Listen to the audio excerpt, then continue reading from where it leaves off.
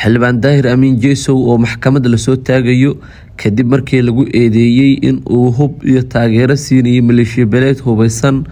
oo dil iyo dhacba ka geysanayay degmada Walaweyn ee gobolka Shabeellaha Hoose. sidoo kale xildhibaanad Sareedo oo iyadana laga dalbaday guddoonka baarlamaanka inay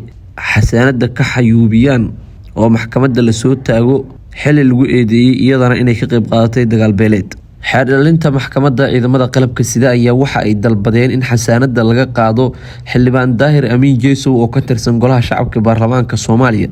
kaasi oo xeerdhalintu ay ku eedeysay in uu hub iyo dhaqaale fara badan uu ku taageerayay maleeshiya beeleed hubeysan oo isaga gacantiisa uu ku dhisay kuwaas oo dhibaatooyin fara badan oo dil iyo dhacba leh gobolka Shabeellaha Hoose. sidoo kale maleeshiya beeleedkan hubeysan ayaa lagu eedeeyay inay dadka shacabka ah isbaaro u dhigteen deegaanka Yaaqbari Weyne isla markaana ay ahaayeen kuwa u shaqeysanayay sida magafaha. xeerdhalinta maxkamadda ciidamada qalabka sida ayaa guddoonka baarlamaanka oo ugu horeeyay Sheekh Aadan Madoobe iyo guddiga anshaxaba waxa ay u gudbiyeen in xasaanada laga xayuubiyo xildhibaan Daahir Amiin Jeesow iyo xildhibaanad Sareedo Maxamed Cabdalla iyo xubno kale oo ka qayb qaatay dagaal beeleedka ka dhacay degmada Walaweyn ee gobolka Shabeellaha Hoose iyadoo ujeedka xasaanada loo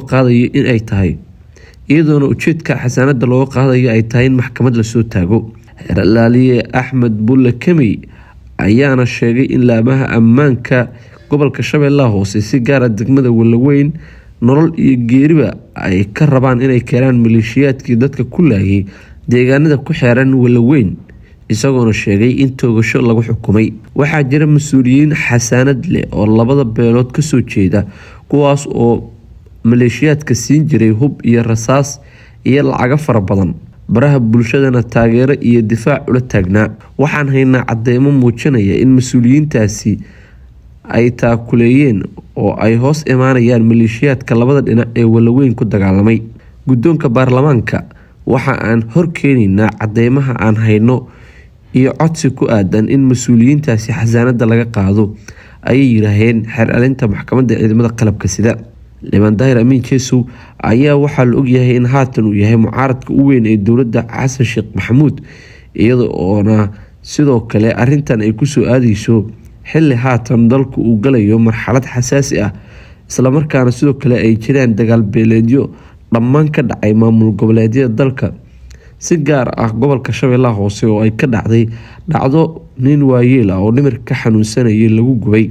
arintaas xalinteeda ayaana waxa ay gashay in haatan la dalbado in Jeesow maxkamad la soo taago iyo Sareedo iyadoo dhankeeda ahaan uga qayb qaadatay